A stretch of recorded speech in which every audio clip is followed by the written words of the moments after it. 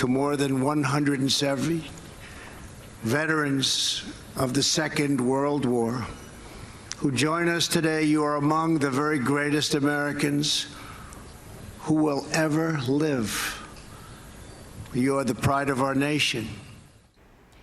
President Trump and French President Emmanuel Macron celebrated the 75th anniversary of D-Day. During the ceremony, President Trump embraced a World War II veteran, thanking him for his service. Only a fraction of the 16 million Americans who served in World War II are still alive. And today, many of them participated in events honoring D-Day both at home and abroad. CNN's Karen Kaifa is live in Bedford, Virginia, with more on today's events. Karen. Well, if you're not necessarily familiar with Bedford, Virginia's significance to D-Day, this town made a tremendous sacrifice, and that is why it is the home of the National D-Day Memorial. Vice President Mike Pence was here earlier, and when he gave a specific acknowledgement to the 100 or so D-Day veterans on hand, the crowd came to their feet. Just one of the commemorations taking place today on both sides of the Atlantic. June 6, 1944, D-Day, the beginning of liberating Europe and ending World War II. The men behind me will tell you that they are just the lucky ones. All the heroes are buried here.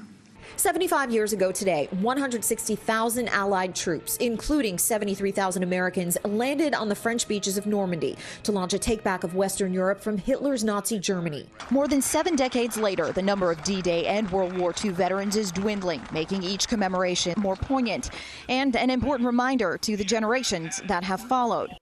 Our mission today is to make sure that we embody in our own lives, our own character, the virtues of patriotism, honor, self-sacrifice, and bravery.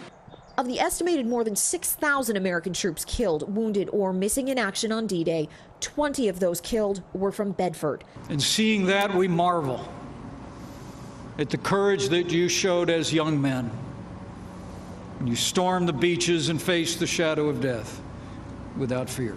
With a population of just about 3,200 at the time, it's believed to be the largest toll per capita of any town in the U.S.